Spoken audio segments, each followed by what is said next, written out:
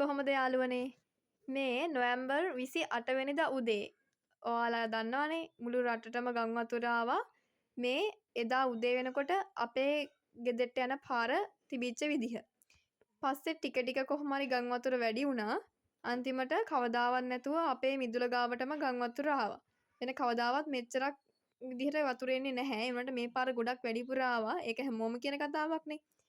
ඉතින් අපි සුපුරුදු විදිහට ඔරු පැද්දා පල්ලෙහා ගෙවල් වල කට්ටියන්ගේ බඩු අදින්න උදව් කරා. අන්තිමට කොහොම හරි ටිකක් දවල් වෙද්දී පල්ලෙහා ගෙවල් 3-4කම කට්ටිය අපේ ගෙදර තමයි හිටියේ.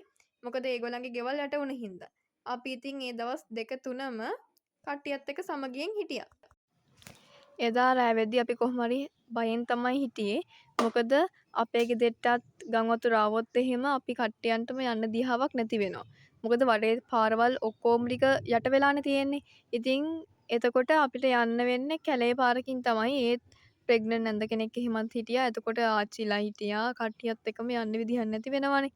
ඒ නිසා අපි හරි බයෙන් හිටියේ. එහෙම වුණත් අපි හිතාගත්තේ රෑ වෙනකොට තත්ත්වේ බලලා ගම් වතුර එනවා වගේ නම් අපේ ගෙදරටත් අපි ඔක්කොම බඩු ටික දාලා එහෙම යනවා කියලා.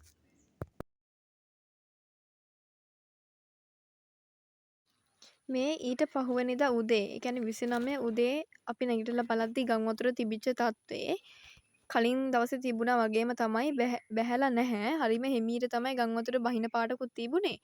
පස්සේ කොහොම හරි ඉතින් අපි එදා උදේටත් මොනවා හරි පොඩි දෙයක් හදාගෙන කාලා ඊට පස්සේ දවල් වෙද්දී අපිට හම්බුණා ඔරු සවාරියක්.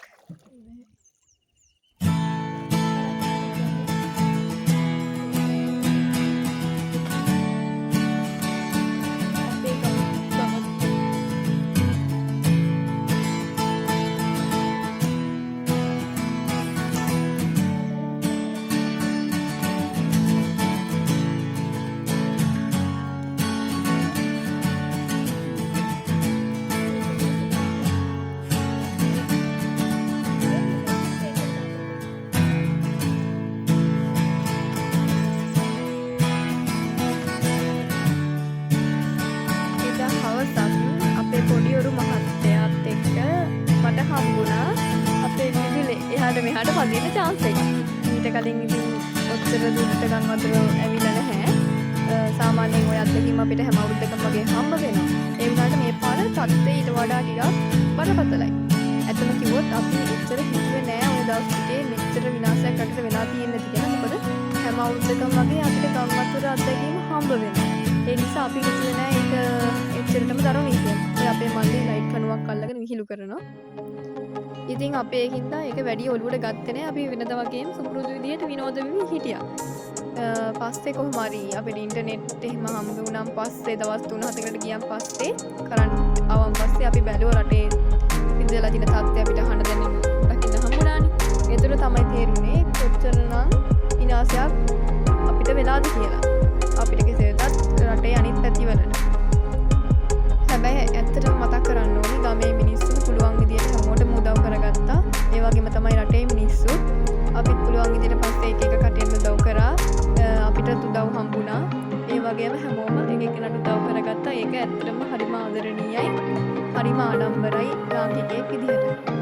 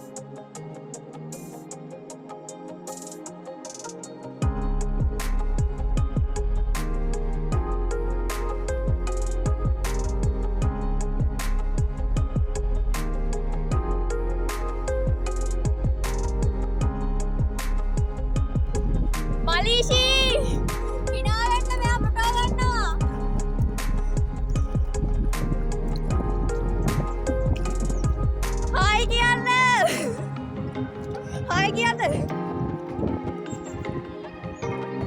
මාත් මීඩියා පාලක් කරනකව බයි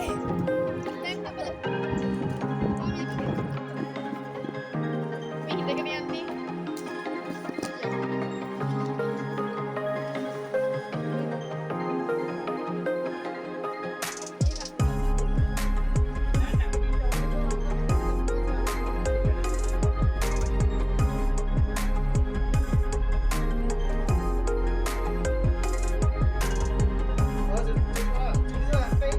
මම බැරි වැඩ කරන්න ගිය අවස්ථාවක්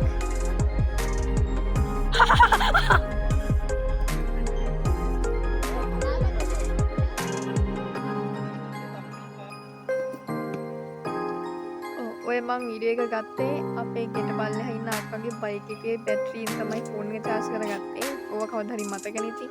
අපේ මතක එකතු කරගෙන තියාගන්න ඕනේ. ඔය දවස්වල තිබිච්ච ලොකු ප්‍රශ්නේ තමයි ඇඳුම් ප්‍රශ්නේ. ඒ ඉතින් හොදන ඒවා වේල ගන්න විදිහකුත් නැහැ.